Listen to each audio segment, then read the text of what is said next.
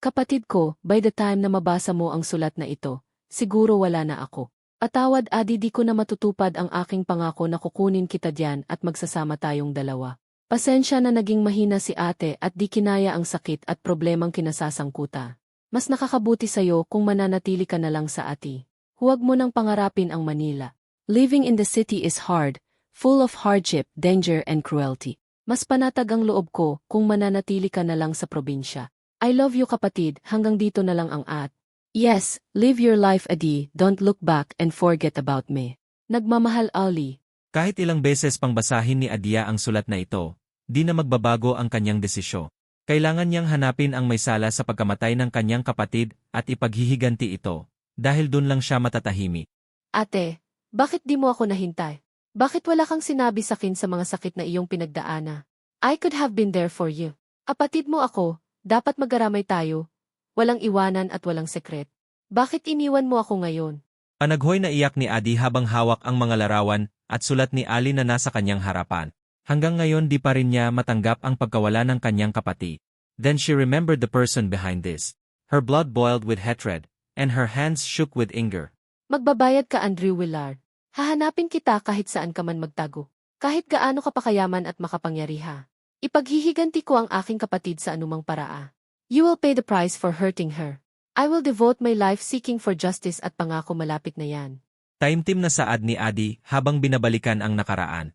Nag-iisa niyang kapatid si Ali, ito ang bumuhay sa kanya pagkatapos mawala ang mga magulang dahil sa suno. Sa murang gulang nakita niya kung paano ito naghirap para lamang sila'y mabuhay. Ang kapatid ang naging protector niya, tagagabay at tagabigay ng kanyang pangangailangan kahit gaano ito kahira. Ali was just 12 years old and she was 5 nang pinatay ang mga magulang. Ang sunog ay sinadya, buti na lang na-rescue sila ng mga kapitbahay, pero walang natira sa kanila. Dahil sa murang gulang, walang alam sa batas, walang gwardiyan at walang pera kaya nanatiling palaisipan ang pagsunog ng kanilang mga magulang. Dahil dun naging ulila sila, nakikitira at nakikikain kahit saan-saan. Naging palaboy sa daan. Naging alila ng iba para lang mabuhay hanggang napunta sa isang ampunan, dahil may nagmamagandang loob na ihatid sila dun. Mahigpit ang pamamalakad sa loob ng ampunan. Di basta-basta ang kanilang pinagdaanan sa 2 taong pananatili. Minsan pinagmamalupitan pa kaya sa katagalan nakapagdesisyon si Ali na tumakas sila lalo na't nababalitaan nila na ang mga bata doon ay pinapaampon. Ayaw man nilang magkahiwalay, pero kinakailangan. Ate dito na lang muna ako sa ampunan. Wala kang pera eh. Paano tayo mabubuhay doon? Wala din tayong mapupuntahan, kaya saan tayo makikitira? Yun ang sabi ng batang Adi sa kapatid nung gabing patakas na sila. Yan din ang iniisip ko bunso. Walang kasiguraduhan pa ang magiging buhay natin dun, baka mas mapahamak ka pa kapag isinama kita ngayon. At least dito may pagkain at matitirahan ka na disente. Huwag kang mag-alala, kukunin kita agad kapag giyak na ang buhay ko sa Manila. Pangako yan, magsasama tayong muli. Sumpaan ng 2 magkapatid. Mahigpit ang kanilang yakapan habang nag-iyakan. Ito ang una nilang paghihiwalay. Malakas ang paniniwala ni Adia na babalikan siya ng kapatid. Mahal siya nito, wala pang pangako na ditinupad si Ali kahit gaano pa ito kahira. Pero di akalain na yun na pala ang huli nilang pagkikita at pag-uusap dahil di na nakabalik si Ali sa panahon na yun. Araw-araw naghihintay si Adi sa pagdating ng kapatid. Naghihintay kung may sulat na padala o di kaya may makapagsabi kung nasaan at kung oklang ba ito sa Maynila. Lumipas ang panahon pero walang Ali na dumating, pero di sumuko ang kanyang puso. Alam niyang darating ang panahon na babalikan siya nito. Hanggang sa may umampon sa kanya. Napipilitan siyang sumama dahil gusto niyang makaalis sa bahay ampunan. Baka sakaling matutulungan siya ng umampon na hanapin si Al. Naging maganda ang buhay ni Adi sa bago nitong pamilya. Mabait at mahal siya ng mga ito. Taon-taon bumabalik sila sa ampunan. Nagbasakaling may balita kay Ali, pero katulad ng dati umuwi siyang bigo. After few years, Adi almost lost hope na magkita pa silang magkapatid. Until 4 years ago may dumating na sula. At last, after many years of being apart and waiting, Adi finally had news regarding Ali's situation. She can't explain her feeling na parabang ang kaisa-isang nitong pangarap ay natupad na, ang magkaroon ng balita kay Ali at makita itong muli. Ali wrote her a letter, detailing sa lahat ng nangyari sa kanya, at ang rason kung bakit di siya nakabalik ng probinsya. At tuloy silang nag-uusap hanggang isang araw Ali surprises her. Dumating ito sa kanyang graduation. Yun ang pinakamasayang araw nilang dalawa. They finally see each other. Matagal silang nag-uusap. Gusto ni Ali na isama si Adi pagbalik nito sa Manila, pero nahihiya siya sa mga umampo. Mabait sila at anak na ang turing sa kanya. Ayaw niyang basta-basta na lang niya itong iwanan pagkatapos siyang binihisan at inalis sa ampuna. They made a deal na sasama siya pagkatapos mag-aral ng kolehiyo. Sa Manila siya maghahanap ng trabaho. At least may sapat siyang panahon para makasama ang mga magulang. Addie knows Ollie becomes successful after years of struggle. May sariling bahay at magandang trabaho na ito, kaya excited siyang makapagtapos para tuluyan na silang magsasama. Pero di niya akalain na ang magandang plano ay mauwi sa trahedya. After graduation, when everything is ready saka may dumating na sula. Galing iyon kay Ali na mamaala. Yun ang pinakamasakit na yugto ng kanyang buhay, ang mabalitaan na wala na ang kanyang kapatid. Ang kapatid ko, ang taong pinakaminimiti kong makasama, ang pinakamamahal ko ay wala na. Paano ito nangyari? It's unfair kung kailan ready na ako. Kung kailan all are good saka ito nangyari. Lugmok na sabi ni Addie, umiyak while reading the letter, stating that Ali was dead. Ni hindi mo man lang ako nahintay, sulat na lang ang aking nababasa. Bakit iniwan mo ako ate ng ganun na lang? Ang tagal ko itong hinintay na magkasama tayong muli. Gumuho ang mundo ni Ad. Di niya matanggap ang nangyari. Kung dati ay masakit nang walang balita kay Ali, pero may pag-asa na magkikita silang muli. Ngayon ay iba dahil tuluyan na itong namamaala. Ang dami niyang tanong na walang kasagutan, kaya nakapagdesisyon siyang alamin ang lahat. Di siya makakapayag na ganun na lang ang mangyayari. Anak, alis ka ba talaga? Sabi ng kapatid mo wag ka nang tumuloy doon. Mapanganib daw ang syudad. Dito ka na lang sa ati. Dito ka na maghahanap ng trabaho. Ang ngumbinsi ng ina kay Ad, natatako sa pwedeng mangyari sa anak. Ma, di ako matatahimik kung di ko malalaman ang totoo. Di ako naniniwala na nagpakamatay siya. Di pwede na ganun na lang. Ang tagal kong hinintay na magkasama kaming muli, tapos ito ang nangyari. Hysterical niyang saad sa ina. Di matanggap ang nangyari. Wala akong nagawa para sa aking mga magulang noo. Di sila nabigyan ng hustisya. Di ako makakapayag na ganun rin ang mangyayari sa aking nag-iisang kapatid. Aya patawad mama, di mo na mababago ang aking desisyon. Malungkot na sabi ni Adi sa ina, humihingi ng pag-unawa. At tuloy si Adi sa pag-aayos ng kanyang gamit para sa planong pag-alis. Hahanapin ko ang may sala, ang dahilan ng kanyang pagpapakamatay at ang buong katotohanan. Di ako makakapayag na mabaliwala ang kanyang buhay. Pero anak, delikado ang syudad. Di ka sanay sa buhay doon. Natatakot ako para sa'yo. Naintindihan ni Adi ang takot ng ina. Mahal siya nito pero desidido na siya. Manalig ka sa akin mama. Maraming salamat sa mga binigay niyo na opportunity sa akin. Habang buhay kong tatanawin na utang na loob niyo. Hayaan niyo kapag nabigyan ko ng hustisya ang pagkamatay ni ate babalik ako dito sa ati. Maghiwala lang kayo sa akin. Kung desidido ka na talaga, sadya susuportahan ka namin ng papa mo. Basta mag-ingat ka lang doon. Mahal ka namin bilang ana. Adi was thankful dahil nakatagpo siya ng mababait na umampon sa kanya. Itinuring siyang parang tunay na anak. Kahit kailan di ko mapapatawad ang taong may gawa nito. Di ako naniniwala na ordinaryong pagpapakamatay lang ang kaso. There's a story behind this at yan ang alamin ko. I will avenge my sister's death, kahit saan pa kami makakarating at kahit sa anong paraan. I will live my life for this revenge. Angako ni Adi sa sarili, habang pasakay sa bus pa Maynila. Kahit may tako sa lugar na pupuntahan, pinatatag niya ang sarili. Simula nung napunta si Adi sa bahay ni Ali di na siya tumigil sa pagsaliksik. She keeps on searching sa anumang bagay na makapagturo o makapagbigay ng liwanag sa nangyari. Wala siyang alam sa naging buhay nito sa Manila kundi kung ano ang trabaho at kasama nito sa bahay na si Anika, her best friend. Pero bakit wala ito nung dumating siya? Yes, si Anika ang makapagturo at makapagsabi sa kanya tungkol sa nangyari sa kapatid. Siya ang may alam dahil matagal na silang magkaibigan. Adi tried to dial Anika's number pero nadismaya siya when the number is out of reach. She keeps digging on every file na makikita niya sa loob ng bahay. Umasok si Adi sa kwarto ni Ali para doon naman maghalongka. Agpasok pa lang niya bumungad ang malaking oil painting ni Ali na nakasabit sa wall. You're so beautiful, with angelic face, captivating smile and gorgeous body. Hindi ako maniniwala na ang isang katulad mo ay magpapakamatay lang ng dahil sa isang lalaki. Usal ni Adi habang nakatingin sa pinting ng kapatid. Maganda ang disenyo ng kwarto. Lahat ng gamit na sa tamang lagayan, pati damit. Parang planado na ang kanyang pagkamatay. Di lang alam ni Adi kung saan siya nagpakamatay at sa anong paraan, dahil hindi nakasaad sa sulat. Sa kanyang paghahalungkat at pagmamasid may nakita siyang maliit na kahon sa ilalim ng kama. Kinuha niya ito. Nakakode para mabuksan. She tried Ollie's birthday combination pero di nabuksan. She tried her birthday at bumukas ito. Bigla siyang kinabahan. Alam niya may makukuha siyang clue sa kahon na ito. She scanned all the files inside. May mga sulat para sa kanya, and it was dated long time ago. Para itong mga sulat na gusto niyang ipadala, pero di na ipadala. She read them all and cried while reading. It was like she was telling her story back then, her raw emotion and hardship. Sa sulat na tuklasan niya na mas malupit pala ang pinagdaanan ni Ali nung umalis siya at napunta ng Manila. Inagdaanan niya ang mamalimos sa daan, kumakain ng basura para lang maibsan ang guto. Nandudukot sa lansangan dahil iyon ang utos ng kanilang amo. Minamaltrato kapag walang nauwi na pera, kaya di siya nakabalik dahil may sindikato na humahawak sa kanila.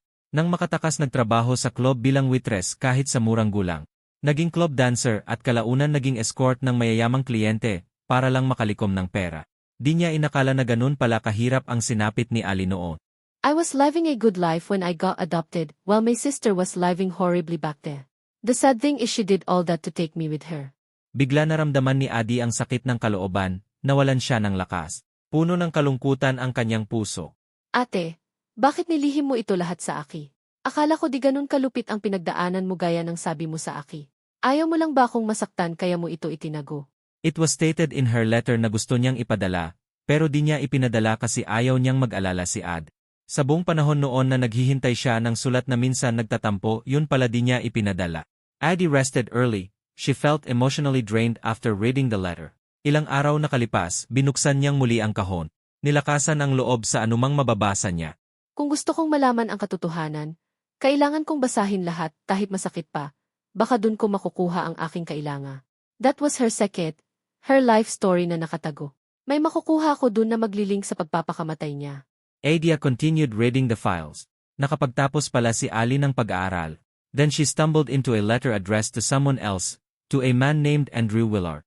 I hate you, Andrew Willard. You hurt me at di kita makapatawa. Kinasusuklaman kita hanggang kamataya. Kinuha mo na ang lahat sa aki. Napanganga si Adi sa nababasa. The letter shows too much pain and emotion. Who is Andrew sa buhay ni Al?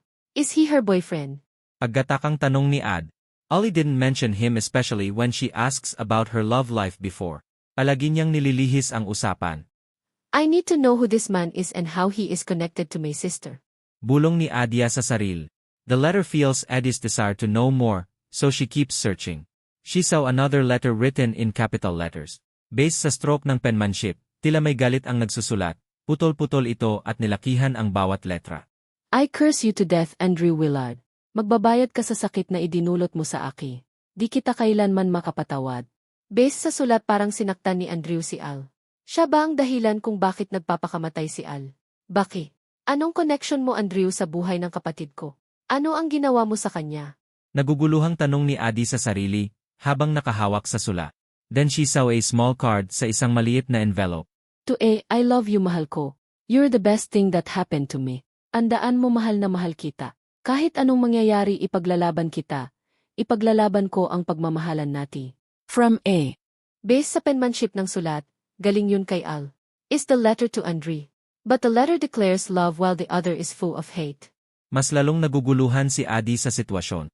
Lahat ng nababasa niyang letter ay walang pitsa, kaya di niya matantiya kung bago ba yun or matagal na. She keeps on digging kung may iba pang sulat na maidugtong para maintindihan niya ang lahat. Pero wala na siyang nakikita. Nanlulumo si Adi kasi kulang ang impormasyon na nalalaman. Kailangan niyang alamin kung sino si Andrew. She searched for the name Andrew Willard on every social media platform, but nothing came up. Kinuha ni Adi ang laptop ng kapatid. Gusto pa niyang mag-search sa internet, pero may biglang nahulog na sulat na galing sa magazine. Bigla siyang nakuryos sa laman ng sulat so she opened it. Dear mahal ko, taguman ang ating relasyon, pero masaya ako na sa wakas sinuklian mo na ang aking damdamin. Di na one-sided ang ating relasyon. Sana darating ang araw na kaya na nating ipagsigawan sa buong mundo ang ating pagmamahalan na walang panghuhusga. Diyos hang-on kaya natin to. The letter was from Ali addressed to A again. Ngayon sigurado na siya na may relasyon si Andrew at si Ali, pero di niya alam ang tunay na dahilan ng pagkakamatay nito. Sinaktan ba siya ni Andrew? She googled his name pero ang lumabas ay isang biography ng isang business tycoon at walang picture na makikita. She reads the article about him. Ang nakalagay lang ay isang mayamang businessman at nakabase sa Amerika. Ipinanganak sa Pinas pero sa US lumaki. Anak ni Ancent Willard na isang Amerikano at kilalang negosyante dito sa Pilipinas na nakapag-asawa ng Pinay. Andrew is now taking over his father's legacy dahil magretiro na ito. He is a well-respected businessman who acquired his own business at the age of 15. He is known to be ruthless in business and very private kaya ang kanyang impormasyon ay limited at restricted. Sa isip niya, hindi ito ang lalaking kanyang hinahanap dahil mayaman ito. She's looking for a man with the same status with Ollie. Addie keeps looking but she gets nothing. This Andrew guy is a mystery to her. She looks at Annika's social media profile baka may makita siya about Andrew, but Annika's last post was from a year ago at lahat yun ay mga related sa trabaho lang. Addie message Annika, asking kung bakit di niya ito nakikita sa bahay when Ollie said maka-housemate sila. Pagkatapos ng 4 na oras may offline message, si Annika nawala siya sa Pilipinas, kundi na sa Amerika taking care of her loved one na nagkasakit.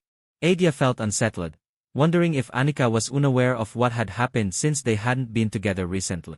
She decided to reach out again, hoping for information that could aid her search. Annika, sa totoo lang I am deeply puzzled by what's happening with my sister. I came to Manila to uncover the truth. Bakit siya nagpapakamatay? And for what reason? You know she was a strong woman. This doesn't seem like her. Do you have any idea what happened? Please tell me. I won't find peace until I know the truth. Agpakatotoo ni Addie, si Annika lang ang makapagbigay ng kasagutan sa kanyang mga tanong. After 5 hours, Annika responded saying na wala siyang alam. Nanlumo si Addie sa nabasa, masyado siyang umasa na may makukuha. She remembered Andrew kaya tinanong niya ito. Ollie might share her story about that guy. Do you happen to know who is Andrew Willard? May nabasa kong sulat ni Ali about Andre. May relasyon ba sila? Mukhang galit si ate sa kanya. Tell me kung sino ang Andrew na ito at saan ko siya makikita, Annika. If she needs to beg for someone just to get any information na makatulong sa kanyang pag-iimbestiga then gagawin niya. Addie, mas mabuting kalimutan mo na lang yan. Kung sinabi ni Ali na kalimutan mo ang nangyari at sa probinsya ka lang mananatili, sundin mo na lang siya. She knows better, Addie. Ayaw ka lang niyang mapahama. Please umalis ka na lang diyan. Respond ni Annika after a few hours. Naintrega si Addie sa sinabi nito. Gusto niyang i-clarify ang statement via video call, pero naka-offline ang babae. Addie was wondering kung bakit ganun magsalita si Annika. May alam ba siya? No, Annika, I can't do that, so please tell me. Anong connection ni Andrew sa pagkamatay ng aking kapatid? Di ako pwedeng manahimik na lang. Kahit di mo ako tulungan, I will find the truth myself. Hahanapin ko ang Andrew na yan at pagbabayarin siya sa ginawa niya sa ate ko. A message she composed for Annika. She is frustrated. Klaro na may alam siya pero ayaw magsalita. Bakit? What keeps her silent? May kinatatakutan ba siya? You don't know the whole story, Addie. Learn to let go and move on. Masasaktan ka lang kapag pinilit mong alamin ang lahat. Simpleng sagot ni Annika after few hours. Mas lalong naiinis si Addie sa sinabi ni Annika. As if this person is not a friend of her sister. Parang may pinagtakpan. Yes, I may not know anything kaya alamin ko. I deserve to know the truth. Either you will help me or no. I can't keep silent as you do dahil kadugo ko you. I will have my revenge on that man, that's a promise. Her last message to Annika. She vowed not to contact her again. She is a useless friend. Addie assumed na may relasyon si Andrew at Ali. Sinaktan nito ang kapatid kaya nagpapakamatay si Ali. The question is, where could she find Andrew if Annika won't reveal his identity? Where would she start searching for the truth? All she wants is to talk to the guy. Dear Lord, help me to find the truth. Lead me to the man I am searching for. Give me hints on where to start. Time-tim niyang dasal sa itaas. Mahiyap ang kanyang kinalalagyan at wala siyang makakapitan. Sino ka, Andrew, sa buhay ng kapatid ko? Anong sekreto mo? What's your involvement sa pagpapakamatay niya? Bakit takot silang magsalita tungkol sa'yo? The more Adia thinks of the situation, the more she gets frustrated because of a dead-end clue. Lumabas siya ng bahay to look around the place. Simula nung dumating siya ngayon pa lang siya, nakalabas dahil nag-focus siya sa misyon. She decided na mag-grocery muna. Nang papasok pa lang siya sa store, may biglang bumangga sa kanya. Muntik pa siyang ma-outbalance sa lakas ng impact. Buti na lang somebody had pulled her right away. It's okay, I got you. Saad ng baritong boses, lalaking-laki ang tuno. Tiningnan niya ang may-ari ng boses. Addie was stunned for a second kasi gwapo ang lalaking nasa kanyang harapan. Mukha siyang mestizo, parang Hollywood actor ang dating. Are you okay? Are you hurt somewhere? Tanong pa ng lalaki as he scanned her body. Bigla siyang natauhan sa pagtiti. Napahiya tuloy siya. Sa kanya naalala na may bumangga pala sa kanya. Next time be careful, man. She almost sit on the ground. Inagalitan pa nito ang taong bumangga na nasa kanyang likuran. I am sorry miss, di ko sinasadya. Nagmamadali lang kasi ako. Nakita niya ang takot at pagkahiya. Tumango lang siya para ipakita na kailang. She understands naman na hindi sinasadya. It's kay kuya, no worries. You forgive him just like that? You almost got into an accident. Di makapaniwalang wika ng lalaki, habang nakatingin kay Ad. He looks intimidating. Kaya pala natakot ang lalaking bumangga sa kanya. There's no reason para magalit pa ako. He looks apologetic. Wala naman sigurong taong gustong manakit ng di sinasadya, at ayaw kong palakihin pa ang gulo. Kaya okay lang. Alanganing saad niya sa gwapong lalaki. Ayaw niyang ipakita na apektado siya sa paggalapit nila kanina. She may look stupid dahil napatulala pa siya sa kanyang harapan. You seem nice. I hope all people are like you. Doesn't dwell on small things and let it pass. Wika ng gwapong lalaki. Foreigner ata itong kausap niya kasi kanina pa nag-English pero naintindihan niya nung nagsalita siya ng Tagalog. Adi looked at him again and smiled. Thank you pala sa pagsagi sa aki. Muntik na niyang makalimutan na magkasalamat dahil nainganyo siyang tingnan ang kanyang mata na namumugay. Parang nanghihigop ng kaluluwa kung makatingin. It's my pleasure to help you. Nakangiting sabi ng lalaki. Nagpatuloy si Adi sa pagpasok sa loob. Baka isipin pa nito na siya'y nagpapakit. Kailangan niyang ibangon ang dignidad. A man like him for sure maraming nagpapansin. Adi smiled at the guy at umalis na. Dumiretso siya sa may vegetables area. Nang nasa malayo, saka siya nakahinga ng malaya. Ang kaba niya ay di mawari. Hay para akong teenager na nakakita ng crush duo. Nakakahiya ang ginawa ko. Saway ni Adi sa sarili but, she can't help to smile, the guy is really handsome. Di naman masamang magka-crush, pero nang naalala ang kasalukuyang problema. She reprimanded herself. I am here para sa aking misyon at di para makipaglandiya. It will only distract me. Nang makarating ng bahay, nakita niya ang ginang na kapitbahay. Ito yung kausap niya nung una siyang dumating sa lugar. Nagdesisyon siyang kausaping muli ang ginang baka may alam ito sa buhay ni Al. She brought something as an excuse to talk to her. The lady recognizes her kaya pinapasok siya sa loob. Masaya silang nag-uusa. Adi opens up about her life hanggang napag-usapan nila ang kanyang sitwasyon. Sa tagal mo dito at gaano mo kakilala ang aking kapatid? May nalalaman ka ba about sa kanya? Matagal kasi kaming nagkahiwalay at wala akong masyadong nalalaman sa kanya. Ngayon na nawala siya namimiss ko ang samahan namin. Ganun talaga yon kasi magkapatid kayo. Mahirap tanggapin ang pagkawala ng isang mahal sa buhay. Si Ali di kami masyadong nag-usap sa kalang kapag narito sila. Mabait yun, katulad mo nagbibigay din yun ng pagkain. May nakikita ka bang ibang taong kumupunta sa bahay o nakakasama niya? Wala naman, sila lang ni Anika ang palaging magkasama. Palaging wala yun, kapag narito naman nasa bahay lang nakatambay. Ang alam ko palaging nasa ibang lugar si Ali, dahil sa trabaho, at si Anika ay isang sekretarya ng isang malaking korporasyon. Kaya busy pareho. Tumatango lang si Adi habang nakikinig, pero di pa rin nasagot ang kanyang kailangan. Ibig sabihin wala kang nakikitang bumibisita sa kanya na manliligaw or di kaya'y kasintaha. Baka kasi may biglang dumating sa bahay at di ko kilala. Alibay niyang saad para di halata ang pakay na gustong makakuha ng impormasyon. Minsan may nakikita akong magarang sasakyan na naghahatid sa kanila. Siguro manliligaw kasi magandang babae, si Ali katulad mo. Nakikita mo ba ang mukha niya kapag narito sa lugar? Madescribe mo ba sa akin ang kanyang pagmumukha? Para naman may ideya ako kapag napunta dito sa baha. Hindi gabi na kung dumadating sila at di naman nagtatagal. Parang hinahatid lang ang dalawa. May mga bodyguard pang kasama. Tingin ko nga kilalang tao yun, kasi kung guwardiyahan ng mga kasama ay parang mahalagang tao. Nanlumo si Adi sa narinig, kasi parang wala siyang konkretong impormasyon na nakuha.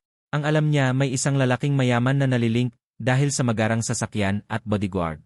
Ano ang masasabi mo sa samahan ni ate at ni Anika? Kahit kailan ba naririnig mo silang nag-aaway? Ang masasabi ko lang ay close silang dalawa. Magkasama halos lahat ng oras. Parang matagal na silang magkakilala. Wala siyang nakitang problema sa samahan nila ni Anika, pero bakit ayaw siyang tulungan nito? Gusto niyang makita ang lahat ng anggulo. Bakit ate, wala kang alam na patay na si Al? Wala ka bang napapansin na binurol dito? Wala ang napapansin ko masyadong tahimik nitong mga nakaraang buwan, pero expected ko na yun dahil palaging wala naman sila rito. At saka kung may burol di uso dito na sa bahay ginaganap, kadalasan ay sa funeral parlor na. May punto ang ginang kaya umuwi siyang parang lata. She expected too much. Kinabukasan, Adi decided na mag-jogging sa loob ng subdivision para makilatis niya ang buong lugar. It's just 5 in the morning kaya tahimik pa ang kabahayan. Sa kanyang paglalakad napunta siya sa may park. She jogs around the oval lane nang may namataan siyang familiar na lalaki. He is the guy in the grocery store. Nagte-treadmill sa gym na located sa park. He is facing in her direction kaya dali-daling siyang lumingon sa kabila para di siya makita. Nagpatuloy si Adi sa pagjogging pero nang magawi siya uli sa area ng gym, nakita niya na ang lalaki ay nasa kanyang harapan na. Hi, it's really you. I thought I was imagining. I can't believe I see you again. Nasurprise si Adi sa kilos ng lalaki. Di siya makapaniwala that he recognizes her. He looks happy while talking. Pero lumingon siya magkabilaan para isure kung siya ba talaga ang kinakausap nito. Baka nag-assume lang siya. Yes, it was you yesterday, right? I remembered you. Nakangiting wika pa ng lalaki habang papalapit sa kanya at tumango si Adi para sumang-ayo. Hey, I'm Miles. What is your name? Akilala nito sabay lahad ng kamay na sobrang lambo. Parang di sanay sa trabahong physical. Mas may kalyo pa ang kanyang kamay. It's Adi here.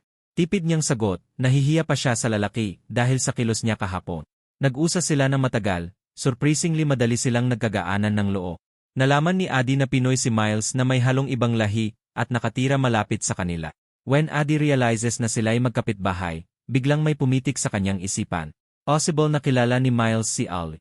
May kilala ka ba na Ali na nakatira sa Alvarez Residence? Yeah, I know her. We shared some gigs before when I was modeling. Why? Nabuhay muli ang pag-asa ni Adi sa bagong nalalaman. Miles can help her because he knows Ollie at pareho sila ng trabaho no. Kapatid ko siya. Nakatira ko ngayon sa kanya baha. Oh, really? That's why you have a resemblance. Di maiwasan na humanga ni Adi sa lalaki dahil akomodating ito. Palaging nakangiti. At tuloy silang nag-uusap hanggang makauwi ng bahay. Adi got to know more of Miles, mabait pala ito at gentleman, di katulad kahapon na intimading. They share some personal information na halos di niya ginawa sa ibang tao na bagong kakilala. Adi, you said you're new here. You may not be familiar with the place. If ever you need anything, feel free to contact me. I would be happy to help you out. Adia felt overwhelmed. How can a stranger offer her a help? We are practically stranger pero bakit ang bait mo sa akin? Well, we're not strangers anymore, right? And we're neighbors as well. Miles smiled at her widely na parabang matagal na silang magkakilala. Sa kanya napansin na nasa harapan na pala sila ng bahay. Hey, if you're up for a jog tomorrow, can I join you? It's nice to have someone to jog with rather than going alone. Adi's mind went on high alert. Was he flirting with her? Or baka akala lang niya, ang hirap mag-assume, a kind of him ay di bagay sa kanya. Yee, sure just buzz me. Nakangiti din niyang sago. She needed something from Miles, and at least he was the one offering. Pero di niya mapigilang kiligin dahil sa kilos nito. Di niya inasahan na magkita silang muli. Okay, see you tomorrow. Miles shouted as he jogged back home. Nakapasok na si Adi ng bahay, pero ang utak niya busy pa rin sa pag-analyze sa mga bagay-bagay.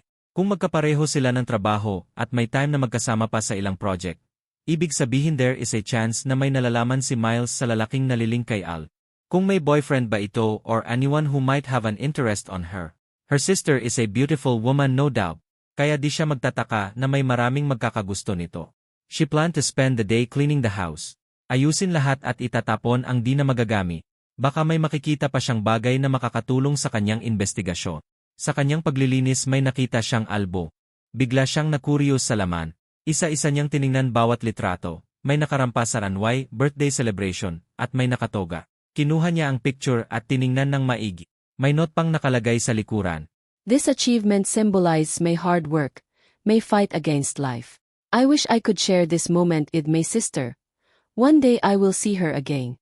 I dedicate this achievement to my family. Napapaluha siya sa message ni Al. She touches Ollie's face in the picture, para siyang buhay sa larawan na yun. Ate, huwag kang mag-alala. Di mababaliwala ang mga sakripisyo mo. I'll find justice for you at mananagot ang dahilan ng iyong paghihira. Panunumpa ko yan. Her tears rapidly fall from her face upon remembering her sister. Bakit di tayo nabigyan ng sapat na panahon para magkasama bago ka nawala? Ayas ready ete, bakit iniwan mo ako aga? Kung alam ko lang na mangyayari ito sana sumama na ako noon sa'yo. Baka buhay ka pa ngayon. Pagsisisi niya sa sarili. Kahit gaano pa niya pinatatag ang sarili at di magpadala sa damdamin, pero kapag ganitong senaryo bumabalik siya sa dati, nang hihina, nalulungkot at namimiss ang kapatid. I love you so much Ali at di ka mawawala sa aking puso kahit kailanman. Sambit niya as she closes the album. Next morning, she woke up early and got ready for her routine job. A few minutes later, Miles came wearing his cutest smile na napapakaba sa kanya. Kalma ka self. Di ka narito para makipaglandian kundi may kailangan ka sa kanya. Saway ni Adi sa saril. Alam niya na may gusto siya kay Miles for the first time, but di niya priority ang sarili ngayon. As they jog, they keep talking at nag-enjoy siyang kasama ang lalak. Miles, gaano mo kakilala ang kapatid ko? May nalalaman ka ba sa kanya? It might be personal or job-related. Nakita niya ang pagkunot ng noo ni Miles. He may not understand kung bakit ganun ang kanyang tanong. Don't get me wrong. Matagal kasi kaming dinagasama at ngayon nawala na siya. Nangangapa ako sa dili. I want to know her more. Relive her memories para naman maibsan ang kalungkutan sa aking pus. Are you talking about Allie? What do you mean that she is gone? Naguguluhang tanong ni Miles na nagpapataka din ni Ad. Di mo ba alam na patay na si Al? Kaya ako narito to settle the properties she left for me. Dito siya namatay at di ko man lang siya nakita sa huling sandali. No, I don't. I just came back recently. Why didn't you seen her before she died? Curious na tanong ni Miles. Kaya pala wala itong nalalaman dahil wala siya sa lugar.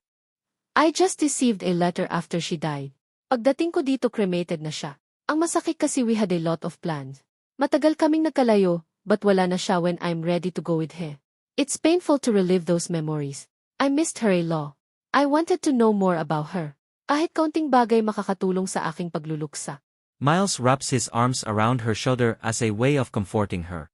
Then he looks at her sympathetically. I understand what you mean. Losing someone important is painful. I would be the same if that happened to me.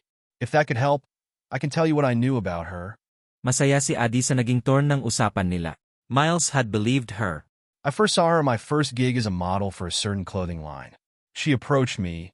Maybe she sensed that I was nervous, so she boosted my confidence. She told me that I would only feel shy at first, but once I got used to it or if the audience liked me, all my nervousness would disappear. I just needed to be confident on the runway to capture the crowd's attention. And it worked. That's why I'm grateful to her. Adi is proud of her sister. Ganun pala ang karanasan ni Miles kay Ali. Our next encounter was during a commercial gig shoot and performing on stage. Since I'm not a full-time model, we rarely see each other. I only do photo shoots when there's an urgent need for my appearance. Nadismaya si Adi sa narinig. Yun lang pala ang encounter niya kay Ali. Masyado siyang umasa that Miles can help her with the information she need. May nalalaman ka bang lalaking na involved sa kanya? Kumunot ang noo nito. Siguro nagtataka kung bakit ganun ang kanyang tanong. Ayaw man niyang ipagsasabi ang nangyari sa kapatid, pero ito lang ang paraan para maintindihan siya ng lalak. As I told you napatay na ang aking kapatid. But di siya namatay ng normal. According to the letter she committed suicide. I hardly believe that cause I knew she was a tall woman. Very independent and smart para lang magpapakamatay. I can't see the point. Di niya gagawin yun if no reason. Sa ngayon tinitingnan ko ang ibang angulo and the reasons behind it. Nakita niya na Miles still struggling to believe what Adi just told him. Siguro nga na-shock talaga siya sa nabalitaan. I understand where you're coming from. She's your sister. But I don't have ideas about any guys being related to her in a very personal manner. All I know is a lot of guys are interested in her. Is he also interested in her? Yun ang naglalaro sa isipan ni Ad. Ayaw tanggapin ng kanyang emosyon na nagkakagusto si Miles sa kapatid. It feels weird kung nagkatao. Isa ka ba dun sa mga lalaking nagkakagusto sa kanya? Ran kanyang tanong. She needs to know baka nakipagkaibigan lang ito dahil kapatid siya ng babaeng nagustuhan. Oh no. She's a gorgeous woman, but I don't have an interest in her on a deeper level, like wanting her to be my girlfriend. I appreciated her, but I don't have that kind of feeling. Nang marinig ni Adi yun biglang nagdiwang ang kanyang puso, pero naisip din niya na mali ang kanyang naramdaman. Siguro kailangan niyang dumistansya sa lalaki, delikado ang kanyang puso. He is out of his league ika nga. Sa kanyang forma impossible na walang girlfriend. So it means wala kang nababalitaan that someone may have linked with her recently? None. I was busy with work and have hardly done any modeling in the past 3 years. Though I sometimes see her around and have a quick chat, but our conversations don't take long. Nanlumo si Adi sa narinig, she guesses it's another failed investigation she has. Putting so much expectations on certain things na wala pang kasiguraduhan. Do you happen to know someone named Andrew Willard? Or do you somehow have an idea or heard his name in the modeling industry? Andrew Willard? Yes, I knew him. What about him? May paggataka pang wika ni Miles. Adi's heart jumped as she heard his response. He knows him. Is this her chance to know the guy through Miles? Alaga, kilala mo si Andrew ng personal? Yes, he is my buddy. I'm not sure if he is the one you're looking for, but so far, he is the only Andrew Willard I know in the country. Why do you ask about him? Do you know Andrew? Actually, di ko siya kilala ng personal. I just knew his name through Ollie's letter. His name is often mentioned in her letter, and all are full of hatred. Siya ang sinisisi ni Ali sa nangyari sa kanyang buha. Pangalan lang niya ang nakalagay dun kaya naintrega ako sa relasyon nilang dalawa. I want to know the truth, Miles. Bakit siya nagpakamatay? Ano ang ginawa ni Andrew para gawin ni Aliyu? Is it really suicide or may foul play? What do you mean by that? Do you believe that someone or Andrew may have orchestrated her death? I don't know, Miles, ay aalamin ko ang lahat. Ang hirap kung puro lang asumsyo. I want to know the truth para makahinga na ako. Is there anyone who could tell you what happened before that incident? Wala eh. Aya nangangapa ako sa dili. I asked her long-time friend kung ano ang alam niya. Pero ang sagot ay kalimutan ko na lang ang nangyari para sa aking kaligtasan. Para siyang may tinatago. Di ko naman makausap ng masinsina. Can you help me to find the guy, Miles? I'm just desperate. I can understand your emotion and for seeking an answer. If that happened to me, I would do the same. Andrew is my friend, and I can vouch for his character. But if you believe he had something to do with Ollie's suicide, you should get to know him first before making any judgments. Only him can answer your questions. Adi nods at him. Naintindihan niya ang ibig iparating ni Miles. I warn you, Andrew is no ordinary man. He's a very influential figure, dangerous to those who dare cross him. He doesn't show himself publicly, nor does he trust people easily. Kinabahan si Adi sa narinig, ibig sabihin mahihirapan siyang lapitan ito. His identity is carefully kept hidden. Many have attempted to bring him down due to his business success, while others are eager to meet him because of his fame and reputation. But Andrew doesn't want to be known by anyone unless he chooses to reveal himself. We as friends respect that. In fact, we don't even have a single photo together or bring his name in public to get recognition from others. Sa mga sinasabi ni Miles para siyang Andrew na nabasa niya sa internet. Kung ganun mahirap pala siyang lapita. Paano mo siya naging kaibigan, Miles? I met him through business, and it just so happens that we share the same mindset and character, which is why we get along. He's the kind of friend who will go above and beyond if you need his help. I'm one of the few people he's chosen as a friend, and I deeply value that friendship. Ang sabi mo siya lang ang Andrew Willard na kilala mo sa Pilipinas. Siya ba yung Andrew na may biography sa Google? Siya lang kasi ang lumalabas when I tried to search him. Yes, I guess so. Pero ang tinutukoy mo ay Andrew na mayaman at kilala sa business industry, at ang kapatid ko ay isang ordinaryong babae lamang. They may know each other because Andrew owns the leading modeling agency in the country. He's the only Andrew I know who's connected to the industry. Naniniwala si Adi sa sinabi ni Miles, then tried to take the chance to ask for his help. Miles, alam kong bago lang tayong nagkakilala. Can you help me kung paano ko siya malalapitan at paano ko malalaman ang katotohanan? Adi, what you want is hard, cause I value my friendship with that guy. I can't just expose his identity to you without knowing you first on a deeper level. We need to establish what we had or this friendship before I can introduce you to him. Would you agree with that? He is right. Sino ba siya para ikumpara sa pinagsamahan nila? If Miles would help her, it means breaking the guy's trust and betraying him. Adi thought to herself. Thank you, Miles, that works for me. I want to earn your trust.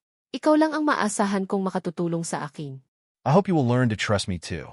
If you want to know him, then I can help you on how to catch his attention.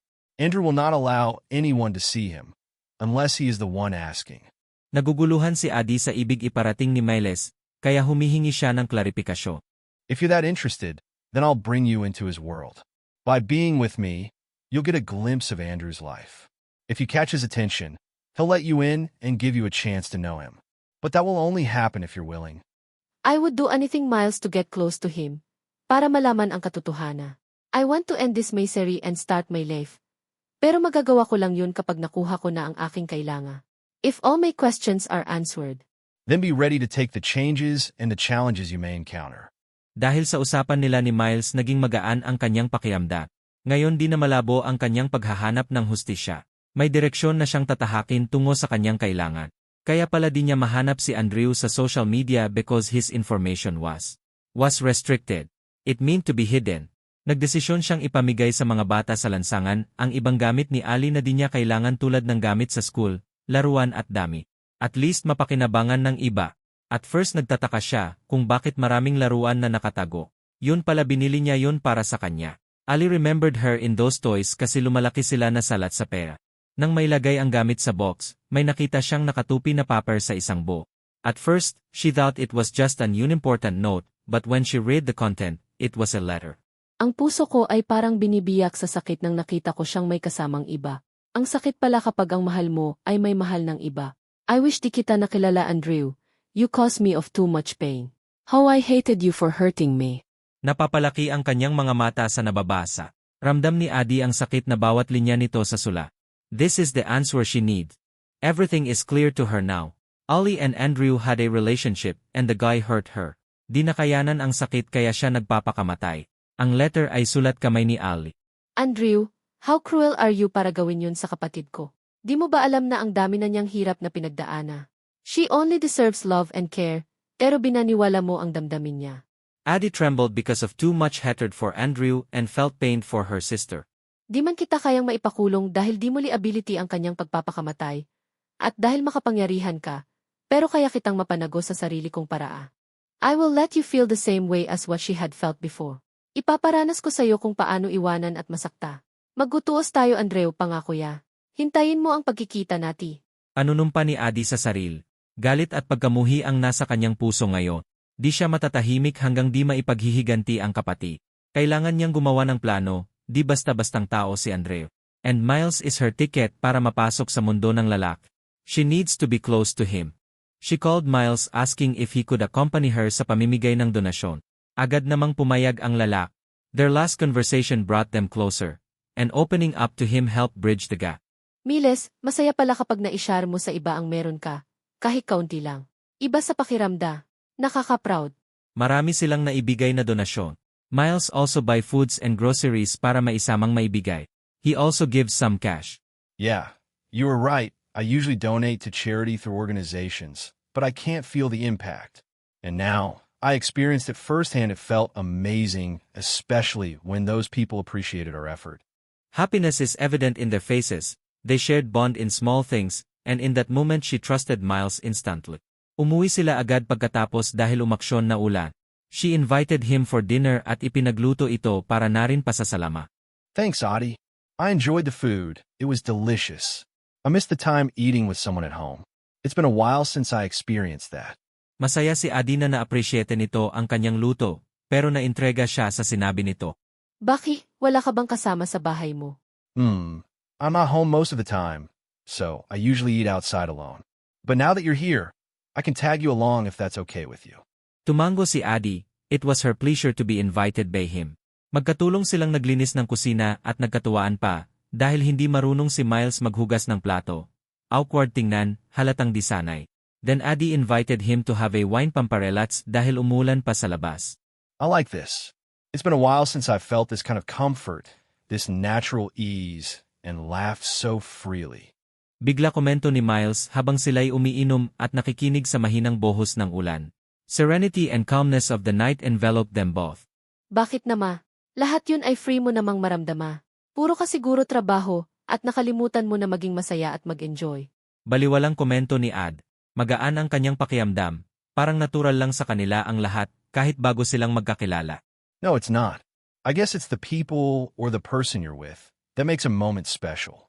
I've been with different people over the years, but I've never felt as comfortable as I do now. It feels like home. Do you feel the same way, Adi? Seryosong wika ni Miles na matiim na nakatingin sa kanya. Sumang-ayon si Adi, dahil ganun din ang kanyang pakiramdam. Parang bigla siyang nagkaroon ng companion for life. Dahil hindi pa tumutila ang ulan, they decide to have a game. Kinuha ni Adi ang cards sa kanyang kwarto, para yon ang laruin nila. Naabutan niya itong tumitingin sa album ni Ali na nasa living room. Are these all the pictures Ali has? Yes, isang album lang yan. Why you don't have pictures together when you're still young? Mahabang storya. Malungkot niyang sabi. It pains her looking back the past. I'm willing to listen, no matter how long it takes, if that's okay with you. Sometimes, sharing can help ease the pain. Miles is right. Makakagaan kapag mailabas niya ang kanyang emosyon. Sooner or later malalaman din ni Miles ang kwento ng kanyang buhay. She needs to be honest para maintindihan nito ang pinanggalingan ng kanyang midiin. Bata pa lang kami nang namatay sa sunog ang aming mga magulang. Some say, It was intentional dahil may malawak kaming lupain sa probinsya. Walang kamag-anak na gustong umampon sa amin dahil natatakot madamay. May usap-usapan na kamag-anak lang din namin ang gumawa nun. Kaya naging palaboy kami sa lansangan. Miles listened to her intently. She can see his reaction through his gestures. How could a family abandon you just like that? They knew you were still too young to live in the street and became an orphan. They are worthless. Yan din ang tanong namin noon. Mabuti pa ang hindi kadugo tinulungan kami. Matagal kami dun. Nabuhay sa tira at utos ng iba para magkapera. Hanggang napunta kami sa bahay ampunan. Umalis si Ali para sa ikaunlad namin, pero di na siya nakabalik. May umampon sa akin at sila na ang tinuring kong pamilya. 4 years we long for each other. Until 4 years ago saka kami nagkitang muli. Doon ko nalaman ang paghihirap niya sa Manila, para lang ako'y makuha. We plan na dito na manirahan at magtrabaho para kami magkasama, pero ito ang nangyari sa kanya. Di namalayan ni Adi na umiiyak na pala siya habang nagsalaysay. Miles wiped her tears. Hanggang ngayon di ko pa rin matanggap na wala na siya. Siya lang ang kaisa-isa kong kapatid. Karamay sa lahat pero ngayon iniwan na niya ako. Yung sa lansangan, that's how we lived before. Kaya sila ang naisip kong bigyan ng donasyon. I feel for what they had been through. Yung walang kasiguraduhan ang buhay mo sa labas. Di ka secured habang natutulog sa gabi. Yung wala kang maayos na mahigaan lalo na kapag umuulan. At di mo alam kung may makakain ba kayo sa susunod na araw. Sambulat niya kay Miles sa kanyang pinagdaanan. Every time niya maalala ng nangyari, it brings back pain in her heart. Pero mas mahirap ang pinagdaanan ni Ali. Siya kasi ang bumuhay sa akin. Naging ama at ina. Umako ng responsibilidad. Wala pa akong masyadong muwang noon at sa kanya ako umaasa. Pero ramdam ko ang paghihirap niya kahit di niya pinapahalata. She protected me sa lahat ng panahon. I can't imagine kung paano niya yun nagawa at nalambasan lahat. You admired her deeply. The way you talk about her shows love and admiration. Yes, isa siyang ulirang kapatid. Wala nang hihigit pa sa kanya. Kaya nga determinado akong mabigyan siya ng katarungan at malaman ang punot dulo ng kanyang pagpapakamatay. At si Andrew ang sagot ng aking kailangan, kaya di ako titigil hanggat di ko siya makikita. Adi, your life shouldn't stop just because Ollie is gone. You can create a life for yourself amidst this. Encouraged na saad ni Miles pero umiling si Ad. It seems that you will not move on with your life unless that puzzle is solved, am I right? Yes, and I need your help so badly, dahil ikaw lang ang makapag-connect sa aming dalawa. Okay, I will help you and provide with the information you need to see him personally. But you have to realize that this is not easy. Akayanin ko, Miles, nakahanda ako. And thank you for helping me. I'm looking forward to it. Miles was on a business trip for a week but they never lost in contact. Trust and friendship developed sa nakalipas na mga araw. Nakasanayan na nilang mag-usap over the phone kapag di nagkikita. Miles came at binigyan siya ng pasalubong from abroad. He invited her to roam around the city. Sobra na silang at ease sa isa't, isa na minsan nagbibiruan pa. Then his expression changed, and the playful mode he showed became serious. He looks at her na parang binabasa ang kanyang pagkatao. Adi, I'm a man of my word. As promised before, I'll help you get close to Andrew. But tell me honestly, you're not just seeking the truth, you want more. You want revenge, am I right? Bigla siyang kinabahan dahil alam ni Miles ang kanyang plano. Based sa tono ng boses nito, he is serious. Di siya nakapagsalita. I'm not against with your plan because it's your life, and I don't have the right to interfere with your decision. However, I hope that before you go down that path, take the time to know everything first. Keep an open mind and seek for the reasons. Miles, hindi mo kasi naramdaman ang pakiramdam na mawalan ng minamahal. Ito ang paraan ko para makapag-move on. I understand you. I really do. That's why I am here for you. I hope you won't be consumed by too much hatred because it can cloud your judgment. I'll help you get close to him, but know him first as a person. Don't judge him on what you read in the paper or by assumptions, but rather gather facts before executing your plans. Miles has a point pero hanggat walang ibang ebidensya, mananatiling si Andrew ang kanyang suspect. Andrew will be in the country in the next month or two. He goes here to check his businesses. He usually works away from the crowd and underground. He mingles with his people ordinarily and has limited time in everything. If you want to catch his attention, you should stand out among all for him to reach out for you. Napatulala si Adi sa nalalaman. At last, she can finally see the man she has been looking for a while now. Real. Saan ko siya pwedeng makita? He usually attends runway competitions to evaluate if his models meet his standards and can compete in the international market. He also visits his clubs to oversee operations and spends time with his friends at his exclusive bar. Tell me, Miles, what's the easiest way for me to get his attention? Do I need to be a model or a bartender in his clubs or bars? Becoming a model takes time and a lot of preparation. The competition is very high. Remember, his time here is limited. As for being a bartender, it requires exceptional skills to represent the business on the front line. If you want to catch his attention, you should aim to be on the front line. Adi gets frustrated dahil marami pala siyang dapat matutunan, alamin at pagdaanan. Di niya alam kung makukuha ba ang hangarin.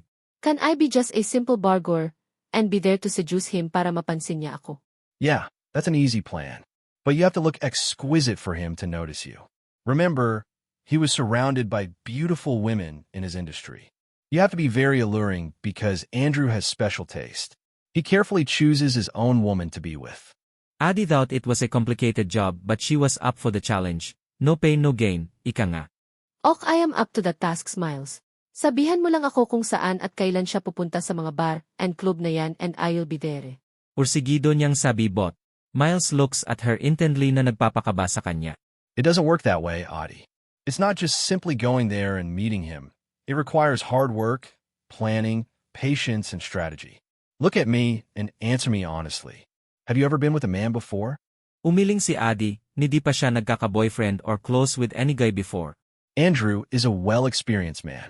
How will you make him fall for you if you have no experience in understanding how a man's mind works and how they behave?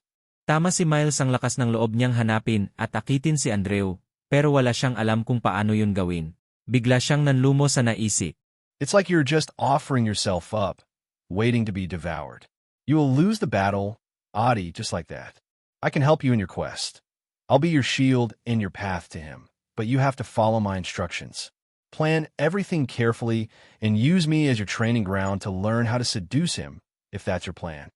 If you can't even entice me, then you will fail in this mission you've set for yourself. Kinakabahan siya sa gusto ipagawa ni Miles dahil kilala na siya nito. Mas malakas ang kanyang loob kung di siya kilala ng taong gusto niyang akitin. But he is also right, kung gusto niyang magtagumpay dapat sa kanya siya magsisimula. He is in the same level with Andrew. Only him understands how Andrew's world works. You look tense, Adi. It's just me, yet you're already uneasy. Are you sure you can do this? Remember, this is a one-time opportunity to get close to him. You can't afford to make mistakes. Andrew can easily sense ulterior motives, and he hates being deceived or dealing with bad intentions. Once you're out there, that's it. There's no turning back, and your plan has to work. I get what you mean me to do, Miles. Do you really understand, Adi? Look me in the eye and prove to me that you can do it. Captivate me with your actions, because if you can't impress me, you won't win him over either. That's the reality, or better yet, just abandon this plan of yours. No, Miles, I will prove na kaya ko ito at magtatagumpay ako. Adi knows that Miles just want to intimidate her para sumuko siya sa plano. She may be an amateur in the dating world, pero iba ang puso na may gustong makuha. She's determined and will find ways. I accepted your challenge, Miles. Miles started telling her all about Andrew. You haven't met him, right? You have no idea how he looks and everything about him except the information I have given you. Andrew usually hides himself in the crowd observing. He dresses ordinarily and acts ordinary. But his posture itself attracts most ladies, but he doesn't like attention.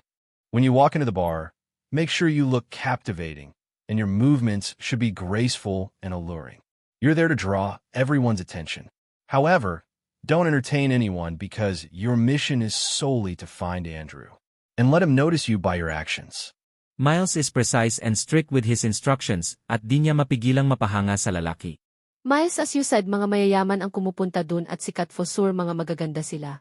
You think may laban ako, mapapansin ako ni Andrew. Look at me, Adi. It doesn't matter who's there.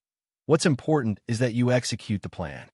Self-pity and insecurity are out of the equation here. The moment you step into that place, you think and act like you belong with them. If you want my opinion, yes, you have what it takes to be Andrew's next girl physically. But it's not just about the looks. It's about how you present yourself and your way of thinking. Sometimes it's all in the mind, Adi.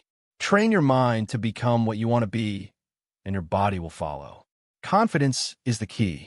Trust yourself. You can do it. Unleash your inner strength and motivate yourself. Miles had a way with words, concise, frank, and straight to the point. Di niya mapigilang ma-insecure pero tama ito, she needs to build her confidence. As early as now, start thinking about how you move, act, walk, and talk seductively. Guys love to look at a confident, alluring woman. And how does it show? It's all in the action, Adi. Miles show her some movie clips na pwede niyang mapag-aralan at maging gabay. The clips are about how to be seductive and sophisticated. If he ever notices and approaches you, don't let your emotions take over. Take your time. Excitement can be distracting. Don't show him that you're interested. Guys will make the effort if they're genuinely like the woman. Be the catch, not the one chasing. When you talk to him, choose your words wisely. Let him take the lead in the conversation. Keep him curious. Ask him questions that subtly lead to the answers you're looking for or give you hints about what you want to know. Do in a way that challenges him because Andrew loves a challenge. That's why women don't easily win him over. He doesn't like shallow women. He has standards. All I have told you are only tips. It's up to you how you execute them. We'll meet at the hotel bar and your challenge start from there. This time do it with me. Kinakabahan si Adi at the same time excited. Gusto niyang patunayan kay Miles na kaya niya, at di ito nagkamali na tinulungan siya. The night came at naghanda na si Adi sa sarili. She followed all what she watched on the internet. Nang natapos sa kanya na-realize na may ibubuga pa pala siya kung pagtuunan ang sarili. She looks stunning. Halos di na niya nakilala ang sarili. This is it. It's time for the show. Tonight, I'll be a partygoer with a mission of seducing a man. Huminga siya ng malalim, pinatatag ang sarili bago pumasok sa hotel kung saan gaganapin ang event. Tinandaan ang lahat ng sinabi ni Miles. She walked in elegantly na nakataas ang no. She glanced around to see if she could spot Miles but didn't see him. Then, she proceeded to the center and took a seat. May waiter na lumapit at kinuha ang kanyang order nung siya'y naupo. Di naglaon sunod-sunod na mga kalalakihan ang lumapit sa kanya, but she declined them one by one. Lumipas ang 30 minutes pero walang Miles na nagpakita. Dahil sa inis she entertained the first guy na lumapit sa kanya. He seems nice and gentle. They have a good conversation, ni di na niya namalayan ang oras. Then someone came to her side. I believe she's my date, man. Saad ng isang baritong boses that made them stop and look at the man talking.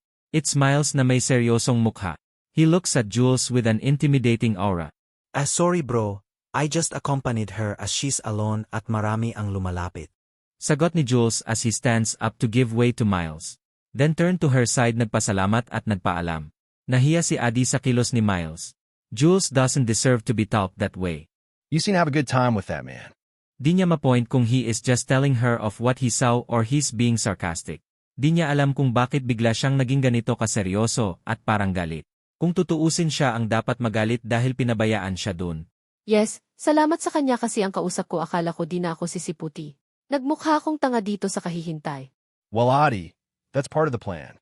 What this man mean to say? Napaarko ang kanyang kilay sa narinig. Naghintay si Adi na i-clarify ni Miles ang kanyang statement.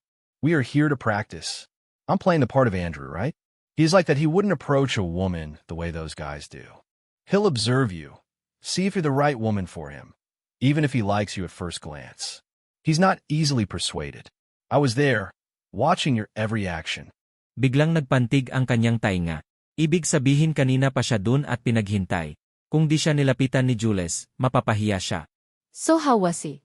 Did I fail the task? Or did I accomplish my mission tonight? She felt indifferent toward him, too. The atmosphere suddenly changed. Her eagerness and excitement were gone. You failed because you entertained one of them, which I clearly said you wouldn't. But you did a great job because you successfully lured me in. That's why I came to you. Abulong na wika ni Miles, na nagpapakilabot ng kanyang nararamdaman habang tinitigan siya ng kakaiba. Is he flirting with her? By the way, you look so gorgeous tonight that I hardly recognize you. And I hate those men looking at you like you are a piece of meat, eager to devour you. Nabigla si Adi sa mga naririnig. Miles acts differently tonight. Di niya maintindihan. One time he is serious and cold, then suddenly becomes playful. What is this guy up to? Is he jealous? The way he looks at her ay kakaiba. Di niya mabasa ang ibig iparating nito. So, Adi, tell me your impression of me. Di alam ni Addie if he is still acting but she decides to play along with him. Ito ang ipinunta nila dito. Ngayong gabi ang lalaking kaharap ay isang estranghero sa kanya. She shifted her facial expression, erasing any trace of familiarity. Taking a sip of wine to steady her nerves, she looked the man in front of her straight in the eye. May I know the gentleman's name who's sitting across from me? Do I know you by any chance? Tiningnan siya ng maigi, parang pinag-aralan ang kanyang buong pagkatao. Ang tingin ni Miles ay nagpapakaba kay Addie pero kinontrol niya ang sarili. Why is the seat taken? Are you waiting for someone? His smug expression sent a shiver down her spine, but she refused to back down. She had to put on an act as well. No, but sometimes a lady just wants to be alone and enjoy the moment herself. Matatag niyang wika, habang nakatingin ng diretso sa mata nito, di ipinahalata ang kaba. Miles' expression changed. May tusong ngiti ang rumihistro sa pagmumukha nito. Di siya nagpatalo, kailangan niyang sabayan si Miles. Di siya dapat magpalamon sa personalidad nito. Oh, that's a shame, because this place is meant to be enjoyed with someone. And I happen to be great company. He said with a smirk, teasing her. Biglang nag-iba ang atmosfere sa pagitan nila. Bumalik na sila sa dati. Nawala na ang kanyang inis sa lalaki. Really? Are you luring me, mister, to accompany you? What can you offer me then? Oh, nothing special. Just a good conversation with a beautiful lady like you and enjoying the night like everyone else. He said while smirking. He is teasing her kaya sinabayan niya ito. They introduce each other na para bang ngayon lang nagkakilala. At tuloy silang nag-uusap in a flirty way habang umiinom. The awkwardness gone. She recalled Miles' advice. Once Andrew approached and engaged her, kailangan niyang magtanong ng mga bagay na makasagot sa kanyang kailangan na di mahahalata ng lalaki. So Andrew, since you insist on accompanying me, it's better if we get to know each other, right? Tumango ang lalaki. Tell me about yourself. What brings you to this place? At bakit ako ang napili mong lapitan sa lahat ng babae dito? I'm a businessman. I like to come to this place to hang out with my friends. I happen to see a beautiful woman who happened to catches my attention. So you see me as your prey tonight. What is it about me that caught your attention? Or are you always like this, approach any woman that you like? No, not everyone, only those I find interesting. A beauty without a sense is nothing. I would like to know the woman beneath the beauty she's hiding, and if her character is enough to impress me. I would only know all that if I talked to her. Addie observes that Miles is good in his portrayal and good at word. He knows kung saan siya makukuha. Di lang niya alam kung he is really portraying Andrew in real life or he is referring to himself. Well, that takes time, patience, and courage for a man to get to know the woman he's interested in. And it takes connection, guts, and trust for a woman to open up to that man given the limited time. Then I'm willing to wait and spend my resources just to unravel the beauty I admire. After all, I'm not just after the beauty, but it's the character, mind, soul, and the connection of the woman I'm interested in. That's deep, mister. Do you think that's a little bit fast for a first time seeing each other? No, it's normal to express your intention at first when you see some potential and start from there. Better be upfront rather than circling around when you're interested. Addie was thinking if this really how Andrew behaves in real life or if it is just Miles' way. Because he is really good at words and how to take a woman. Palagi siyang nako-corner. If it doesn't work at first glance or a few words exchanging, then no time is wasted. Don't you agree? Napapatango na lang siya sa kawalang masabi. She needs to stand back and recollect herself. At tuloy silang nag-uusap at di namalayan ang oras dahil na nag-enjoy na silang pareho. Hanggang napag-usapan nila ang tungkol sa pagiging babaero ng lalaki. I admit I'm a ladies' man. Ladies flock to my way to get my attention, but it is still up to me if I choose to be with them. I value my time, myself, and my privacy, so I only hook up with the person I want. In my opinion, I am not a womanizer. She can't figure out kung gawa-gawa lang ito ni Miles based sa ugali ni Andrew or simply his word. Di niya pwedeng gawing basihan ito. After all, it's just an act. So Miles, katulad ka ba din ni Andre? How he talks, how he behaves dahil I tell you kuhang-kuha mo ang loob ko, and for sure most women do. What do you think, Adi? There's still a lot you don't know about me. Don't confuse me with someone else. I am my own person. Totoo, Miles, di kita kilala in deeper level. Kung ano ang ipinakita ko sa akin yun lang ang alam ko. Pero di ko rin alam kung yun ba ang totoo. There's no point in sugarcoating in her words. Miles is her friend and the only person na close sa kanya ngayon. She needs to break from their act. What you saw is the real me, Adi. You're the first person I've allowed myself to open up. Do you want to know me better? Nabigla man sa pagiging seryoso nito, pero tumango siya.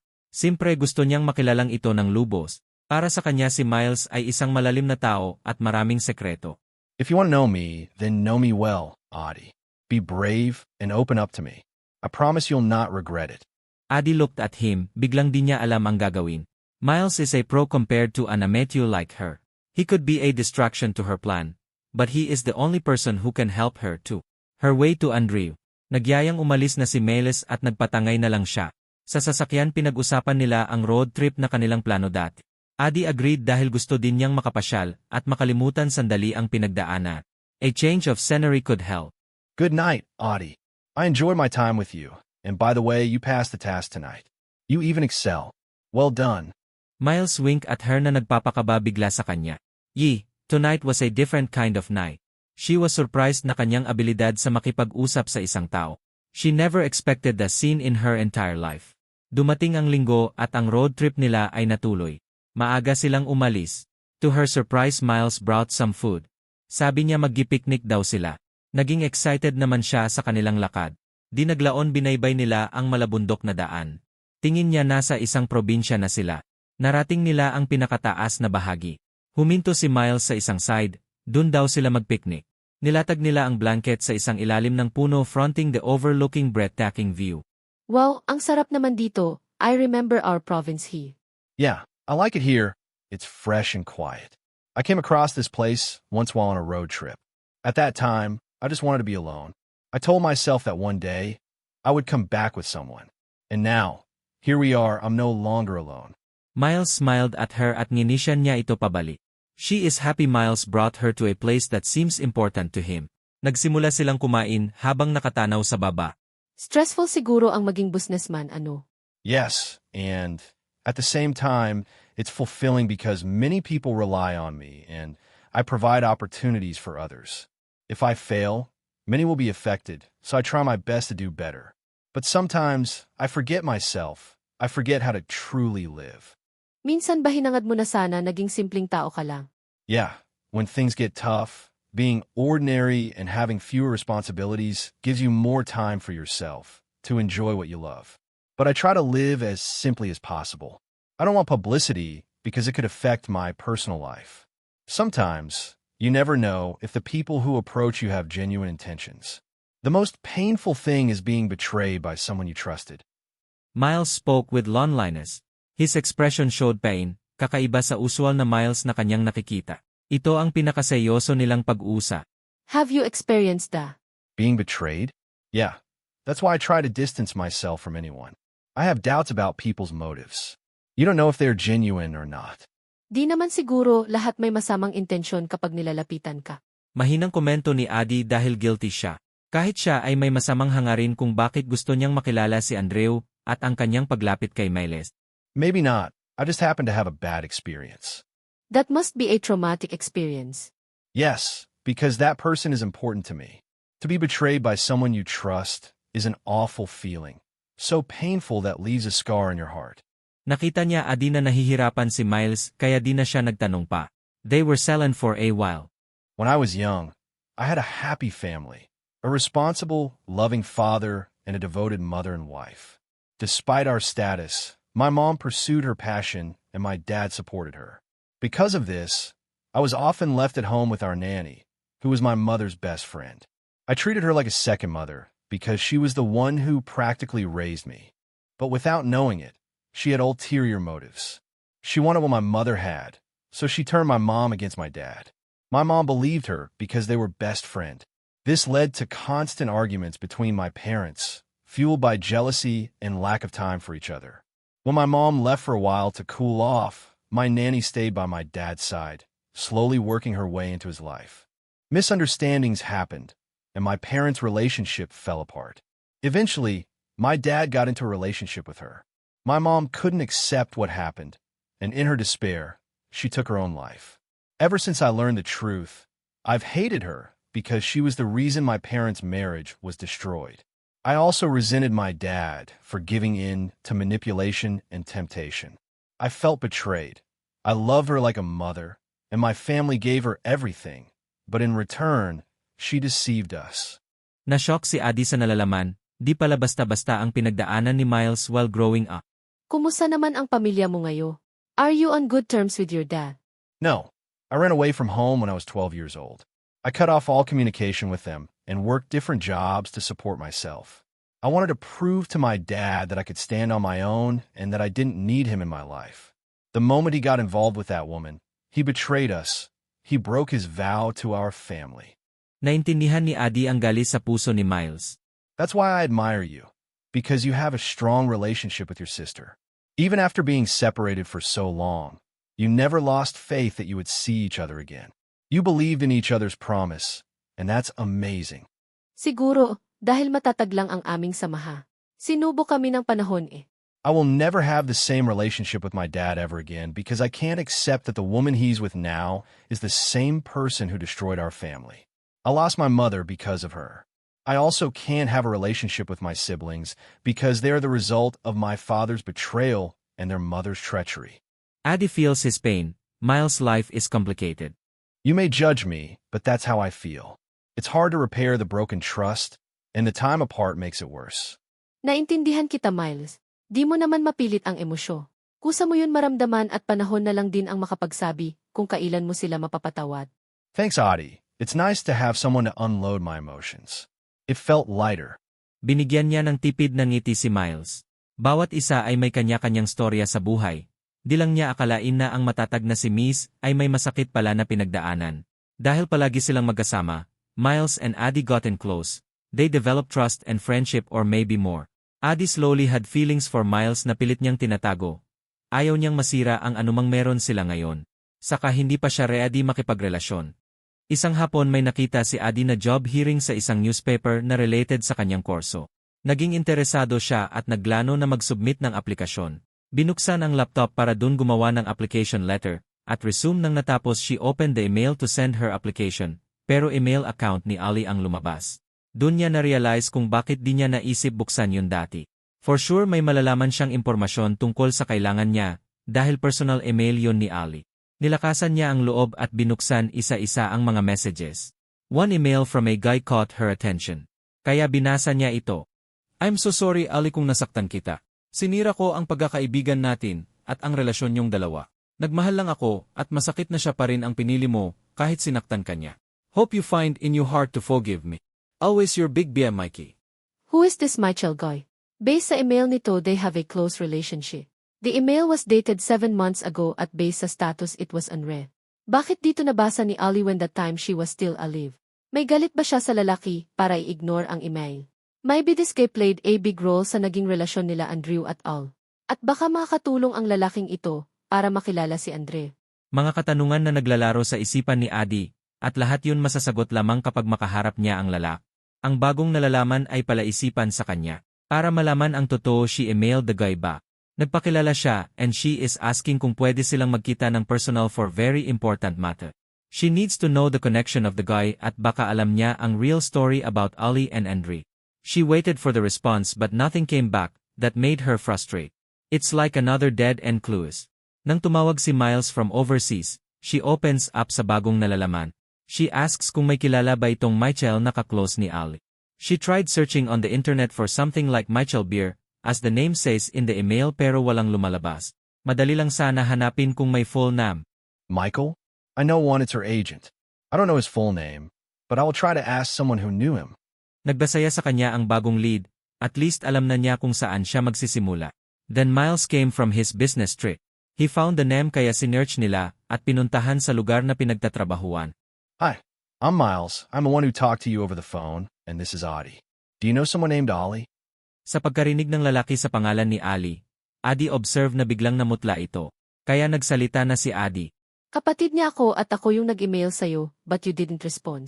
Narito kami, dahil may gusto lang akong alami. Magkaibigan kami ni Ali, I'm her agent.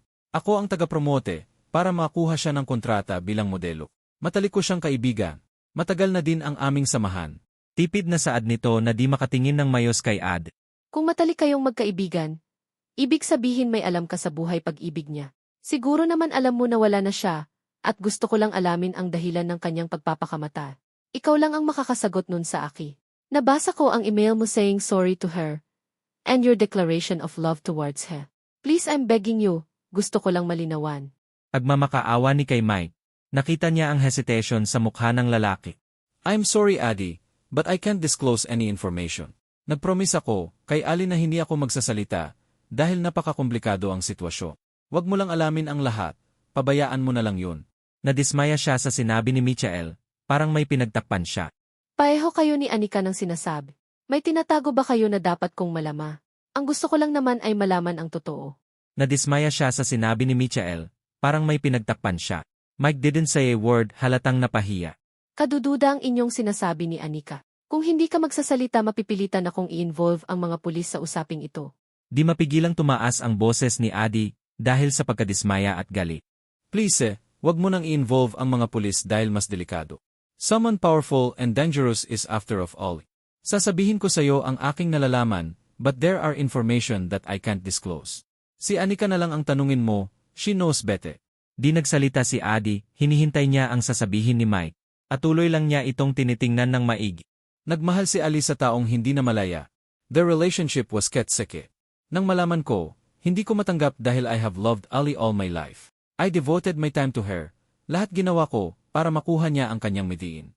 She successfully made a name in the modeling industry dahil sa pagsusumikap kong makakuha ng mga kontrata. And of course, through her own effort. Nang nalaman ko ang tago nilang relasyon, gumawa ako ng paraan para masira sila. If that issue would come out, tapos ang karera niya, lahat ng pinaghirapan namin mawawala. Kaya sinumbong ko ang relasyon nila sa asawa ng isa. Yun ang naging kasalanan ko sa kanya. Yun lang ang kaya kong masabi. Ollie has not talked to me since then, but I promised her that I would keep everything a secret. You can ask Anika for confirmation of my story. She knows. Natamimi si Adi sa nalaman, her sister becomes a mistress. Masakit yun pero sino siya para husgahan ang kapatid? Ang tinutukoy mo bang karelasyon niya ay si Andrew Willard? Gusto niya ng kumpirmasyon dahil hindi diniklara na may asawa si Andrew ayon sa kanyang nababasa and Miles would know. I will not comment on that as I'm not in the position to meddle. Sana maintindihan mo. Just ask Anika cause she knows everything dahil sila ang palaging magkasama. Nalugmok si Adi sa sinabi ni Mike. Mas lalong gumulo ang kwento. Nga pala si Lucio Gonzalez is also looking for Ali. He is very dangerous man kaya kung maari iwasan mo siya if you happen to cross his path, or if possible umalis ka sa lugar ni Ali para di kanya mahanap. Anong kinalaman ni Lucio sa kapatid ko? Di niya mapigilang magtanong dahil sa pananalita ni Michael. Lucio is a threat. I can't say more, Adi, I'm sorry. Just take my advice for your own good. Bakit ang daming misteryo sa kwentong ito? Ang daming tinatago. Tanong ni Adi sa sarili, habang matiim nakatingin kay Mike na di makatingin ng diretso sa kanya. Let's go home. We can't force him to talk because he made a promise, but I promise you, I'll help you find the truth. Ang ako ni Miles habang nasa sasakyan sila na siyang nagpapagaan sa kanya. Without him baka di niya makaya lahat ng ito. Miles, is Andrew married? Do you know his status? She asked curiously as they were on their way home. Pero sinagot siya Miles ng diretso nang walang alinlangan. Nope, he's single that I can vouch. Bakit nasabi ni Michael na may asawa na ang nagustuhan ni Al?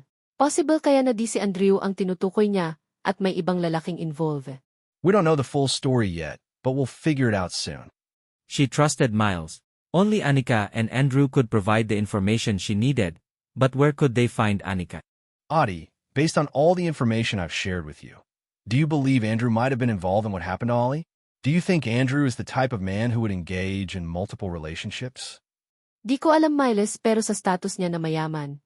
Maraming kukso at madali lang sa kanya ang pakipagrelasyon. Bakit naman he stick to one kung marami naman siyang kagpipilian?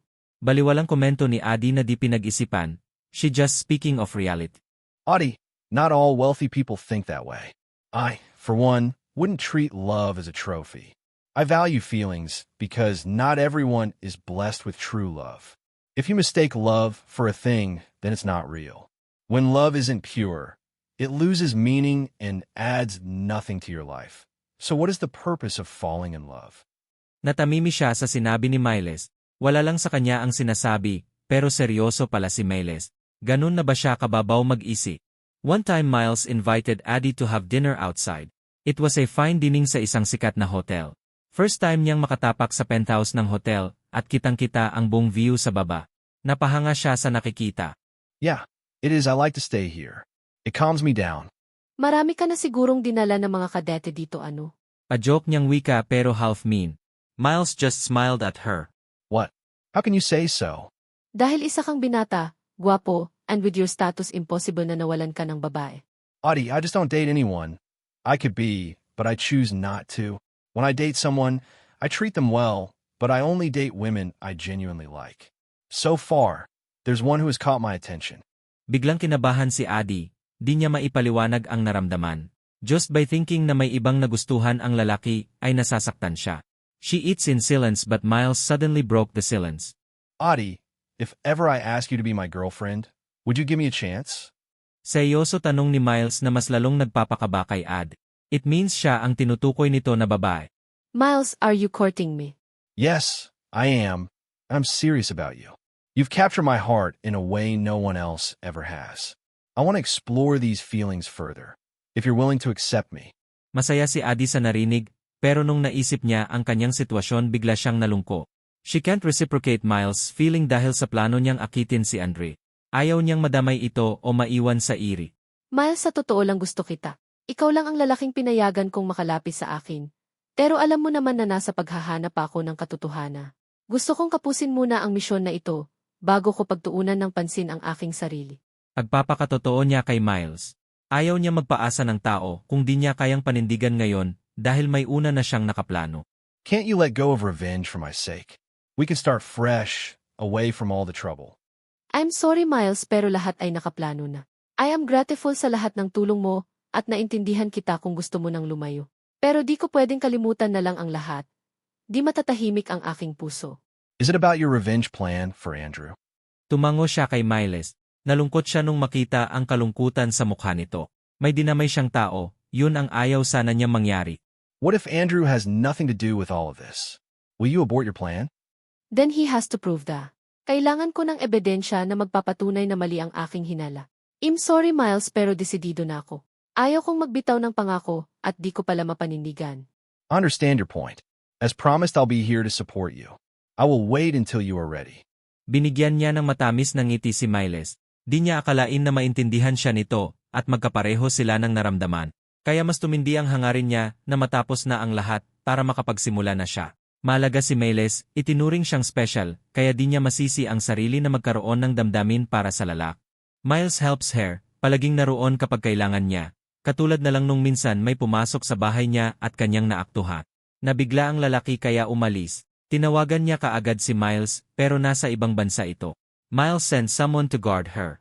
Tingin ni Adi magnanakaw lang yun, pero nakalipas ang ilang araw, may namataan siyang mga kalalakihan na umaaligid sa bahay niya kahit umagang-umaga. Hanggang sa napapansin niya na ang mga lalaking yun ay hindi umaalis at ilang araw na ang naroon. She called Miles right away dahil natatakot na siya. Agad naman dumating ang lalak. What happened, Audie? Who are those people? Do you know them? Di ko alam Miles. Nung una may isang lalaki naghahap, kay Ali ang sinabi ko na patay na siya. Umalis naman, pero yung lalaking yun nakikita ko nakasama sa mga kalalakihan na tumatambay dito ilang araw na ngayon. How many are they? Have they made any moves to cause any harm? Tingin ko nasa 3 o 4 na tao. Nasa loob kasi sila ng sasakyan dyan sa tapa. Let's go to my house. You'll stay there until I find their motives. I will ask someone to investigate this matter. Dahil natakot na din, agad siyang sumama kay Miles. Malaki at magara ang bahay nito. Naging komportable naman ang pagstay niya sa bahay ng lalaki. Kahit minsan wala ito, pero may mga kasambahay naman at guard siyang kasama. Miles, ano na ang balita sa investigasyon mo kungkol dun sa mga taong umaligid sa bahay? May balita na ba? Sa palagay mo may kinalaman sila kay Lucio Gonzales na sinabi ni Mai. We still don't know Audie. My investigator is still investigating. But there's a big possibility that they have a connection with Lucio. We will know all that when he finishes his investigation. But for the time being, just stay here for your safety. Nahihiya na ako sa'yo, Miles. Ang laki na ng perwisyo na binigay ko sa'yo. Look, Audie, I don't care about any of that. What matters to me is that you're safe. I could never forgive myself if anything bad happened to you. She appreciated Miles' concern. Siya pa lang ang nagbigay ng ganitong malasakit at atensyon sa kanya, at masakit para sa kanya na di masuklian ang mabutihan ng lalak. One night while watching a crime series in the living room, Miles decides to ask something. Audie, what if one day you found something about your sister that you didn't expect? Will you be mad? Will you judge her? Depende sa sitwasyon, Miles. May kanya-kanya kasi tayong raso. Kung tungkol ito sa sinabi ni Mike na nakipagrelasyon si Ali sa may asawa, naintindihan ko naman siya. Nagmahal lang ang kapatid ko. Sino ako para husgahan siya? What if one day, you learn that I lied to you? Would you forgive me? Seryosong wika ni Miles. Nakita ni Adi ang takot na rumihistro sa mukha nito. Nagtataka siya kung bakit ganun ang tema ng kanilang usapan, kaya diretso niya itong tinanong. Bakit may dapat ba akong malaman, Miles? Kung ano man yun sabihin mo na dahil ang ayoko sa lahat ay yung niluluko ako. O di kaya magugulat na lang sa pasabog. Nothing. It is just a hypothetical question. Napanatag si Adi sa sagot nito. She trusted Miles kaya ang usapang yun ay nawala na sa kanyang isipan. On time, habang naghahapunan sila ng mga kasambahay. Napag-usapan ng mga ito si Miles. Tinatanong nito kung nakilala na ba niya ang pamilya ni Miles. Hindi pa. Bago lang kasi kaming nagkakilala. Kayo ba nakita nyo na? Interesado din niya sa usapan. Miles said na di maganda ang kanyang relasyon sa pamilya. Hindi pa ma'am, bago lang din ako. Pero ang sabi ng aking tiya, ayaw pag-usapan ni Sir ang kanyang pamilya. Maski sila sa kabilang bahay, wala ding alam sa buhay ni Sir. Kabilang baha? May iba pang bahay si Miles. Aggatakang tanong niya sa katulong. She is curious. Walang nabanggit si Miles tungkol dito. Yes ma'am, may isa pang bahay si Sir dito sa syudad. Mas malaki dito, doon nakadestino ang aking tiyahin. Naggataka nga ako kung bakit kumuha pa siya ng ibang bahay sobrang laki nun at di naman siya palagi dito. Nagtataka man pero di pinagtuunan ng pansin ni Adi. Baka ganun lang talaga ang mga mayayaman, gustong makakuha ng maraming property. Adi is browsing some blogs about how to be sophisticated. Dahil malapit na ang araw na pupunta si Andreu dito sa Pinas, she needs to prepare. Yung movie clips and recorder nasa bahay niya. Di pumayag si Miles na bumalik siya sa kanyang bahay. Hihingin na lang niya uli kay Miles yung tungkol sa movie clips para matingnan muli. Kaya pumunta siya sa room nito when she heard something. You can't hide this forever, Anika. Sooner or later, Adi will find out. Just tell her to come out and tell Adi the truth. I promise. I'll take care of her. I'll keep her safe. She can't stay in the dark while Lucio is eyeing her. Clean up this mess, or I'll be the one to tell her the truth. Matigas na boses ang kanyang narinig at kilala niya yun. Kinabahan bigla si Adi sa narinig.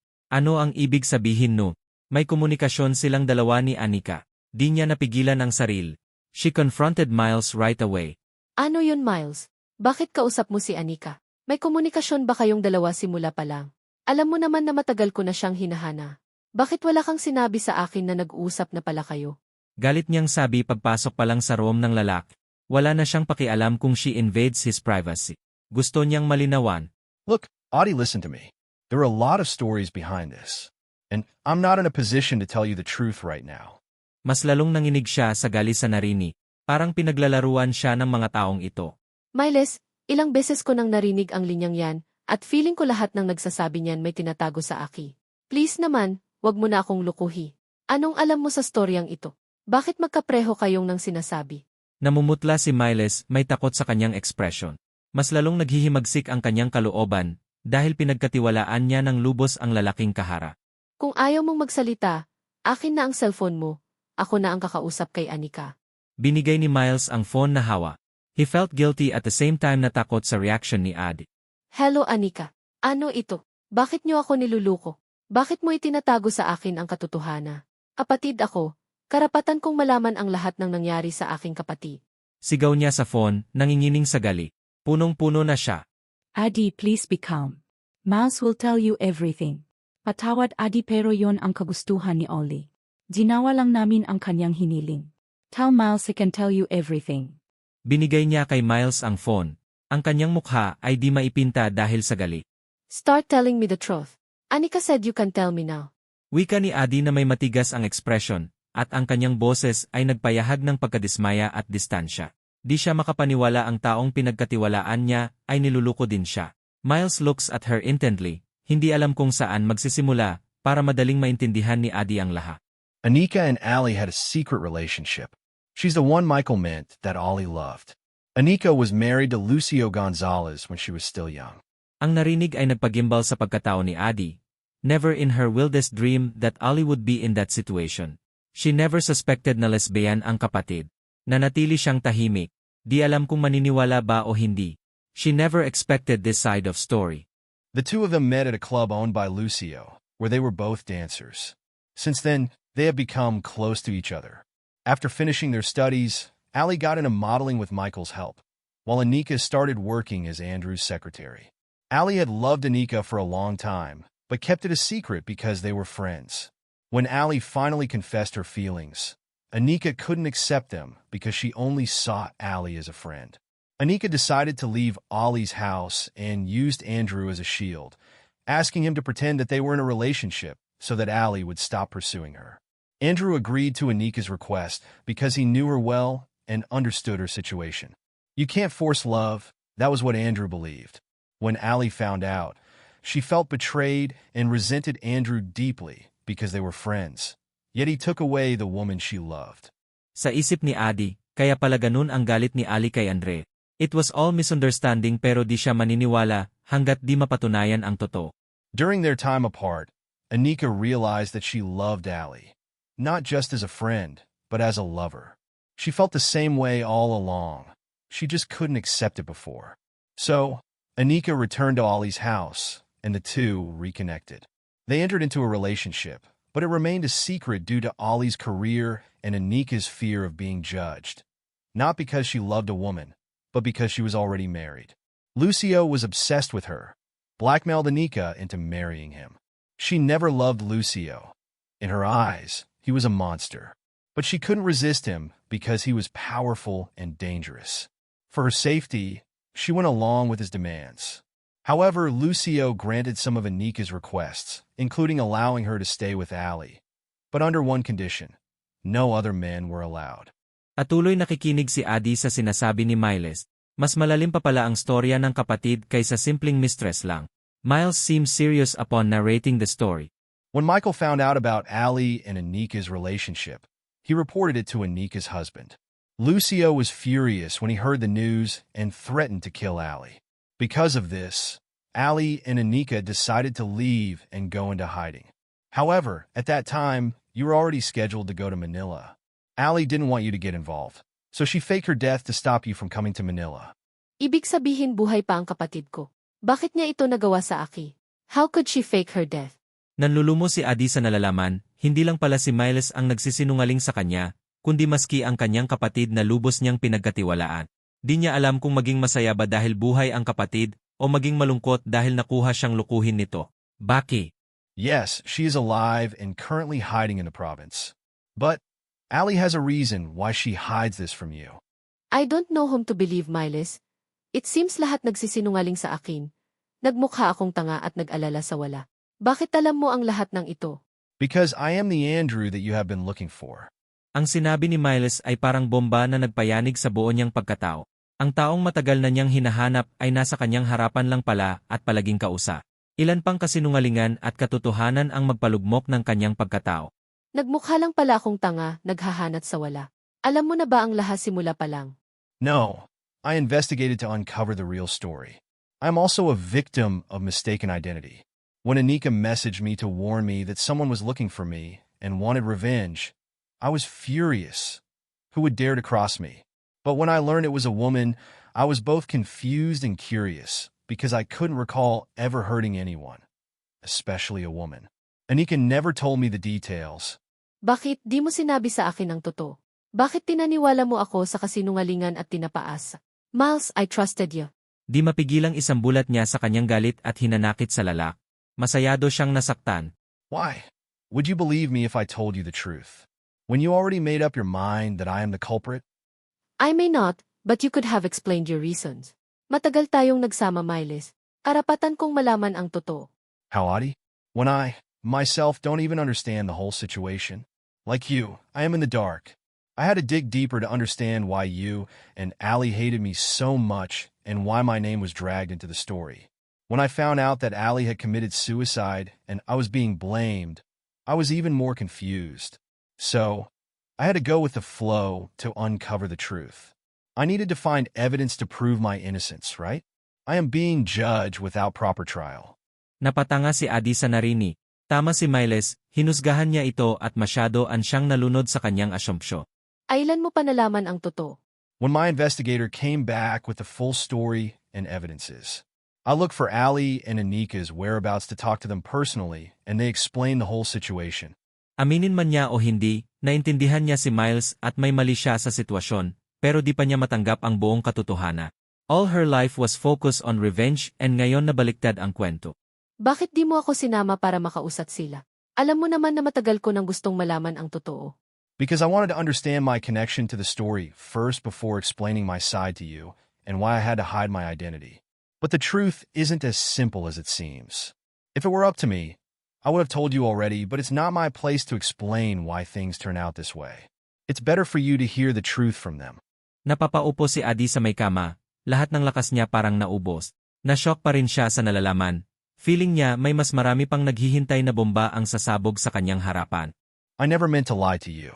That's why I asked Anika to come out and tell you the truth to solve this problem, especially now that Lucio is after you. I can't risk your safety, Adi. Malumanay na saad ni Miles. The strong Miles was replaced with a fear expression. Nang dahil dun ang galit niya ay natuna. She asks na gusto niyang makita at makausap ang kapatid. Dinala siya ni Miles sa kinaroroonan nila Anika. Nang makita ang kapatid mas lalong siyang nanlumo. Bumuhos ang di maipaliwanag na damdamin. Her tears fall rapidly. Her sister doesn't look the same. Malayong malayo sa Ali na kanyang nakasama sa probinsya noon, at sa mga pictures na naiwan. How things turn into this way. Yun ang tanong ng kanyang isipan. Niyakap niya ito ng mahigpit. Ate, anong nangyari sa'yo? Bakit naging ganito ka? Bakit nagpanggap kang patay na? Alam mo ba na para akong mahihibang sa kaisip na wala ka na? I am sorry, Adi, yun lang paraan ko para di ka mapahama. Di kita kayang maprotekhan sa sitwasyon ko ngayon. Sa isip ko, mamatay din naman ako soon.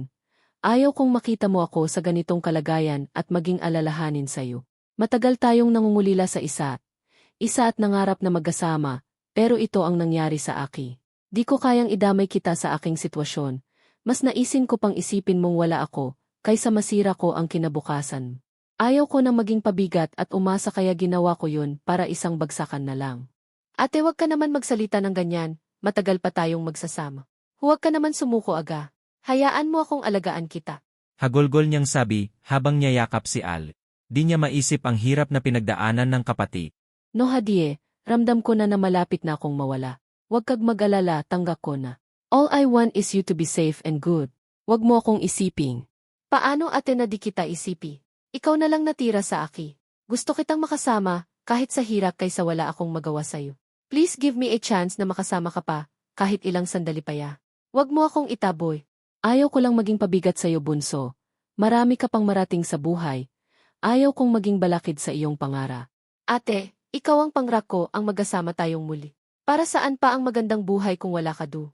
Kailan di ka pabigat sa aki? Hayaan mo naman akong bumawi sa'yo. Hayaan mo naman na alagaan kita.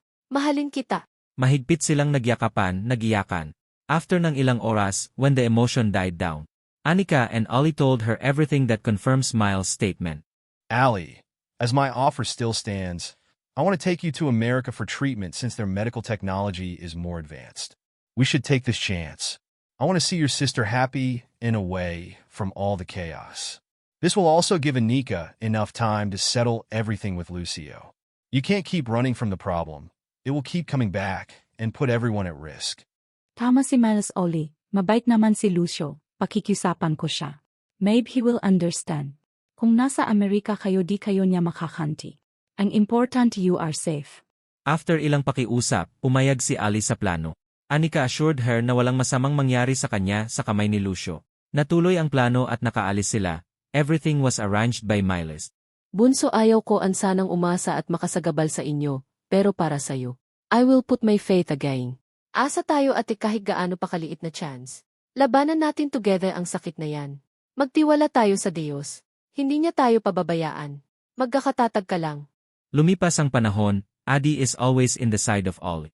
Nakatira sila sa bahay ni Miles sa US. Di muna nag-uusap si Adi at Miles tungkol sa kanilang dalawa. Miles respect Adi's situation as he said he will wait for Ad. After some time because of prayers, faith and love, nakarecover si Ollie. Sumunod si Anika sa kanila. Lucio finally let her go. Isang gabi, Miles invited her to have dinner in a restaurant by the bay. Adi, I know I made a mistake in hiding my real identity, but I have a good intention. If given different circumstances, I will never lie to you. Animulang saad ni Miles after kumain. Maganda ang view ng lugar, malamig ang gabi, pero pinagpapawisan si Miles at kinakabahan ng di mawari. Addie smiled at him. Naintindihan niya ang sitwasyon nila noon at malaki ang pasasalamat niya kay Miles na palaging naroon sa kanyang tabi simula noo. I understand, Miles. Gusto ko lang tanungin kung lahat ba ng ipinakita mo sa akin dati ay may katotohanan or dahil gusto lang akong mapaamo. I may have hidden my identity, but everything I shared with you is true. Everything I showed you came from my heart, with no pretense. Believe me or not, you have become a part of my life. When I confessed my feelings back then, I was sure of one thing. You are the woman I want to be with. And I am willing to wait for the day you accept me. I guess you have proven yourself enough already. Sa lahat ng ginawa mo para sa akin, sa kapatid ko, it only showed your sincerity kaya tinatanggap kita. I also have loved you noon pa. I just have to hide it dahil sa aking sitwasyon. But now that everything is good, I am ready to start a new chapter of my life with you. Oh, thank you so much for finally accepting me. I promise I do better. I will love you and take care of you for the rest of my life. Di mapigilang yakapin ni Miles nang magigpit si Addie sa sobrang saya. It's a dream come true para sa kanya. Di niya akalain that he will fall in love sa babaeng nag-aakusa ka kanya. Di niya akalain na magmamahal ng tunay ang kanyang pihikang puso. Love really works in mysterious way. Addie is so happy. Lahat ng kanyang pangarap ay natupad na. Her sister is safe at kasama niya. Di rin makapaniwala na ang taong gusto niyang paghigantihan ay nauwi pala sa pagmamahalan. A love she never expected.